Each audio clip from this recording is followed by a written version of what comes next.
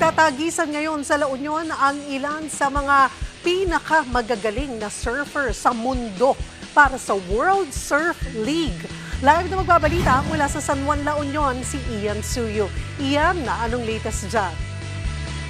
And for sure, La Union will be celebrating. Cheryl, tirik na ang araw dito sa venue pero mas mainit pa rin ang tunggalian sa round of 16 ng World Surf League International Pro dito sa San Juan, La Union.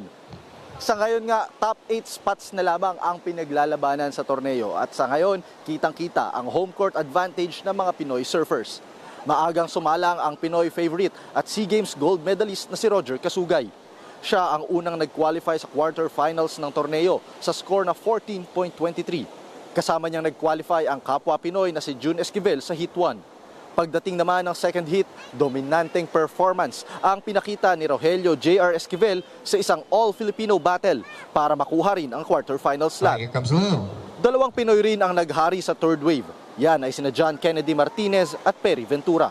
Kinumpleto naman ni Jomari Ebueza at Japanese surfer Taka Inoue ang quarterfinal casting para mag-top sa Heat 4.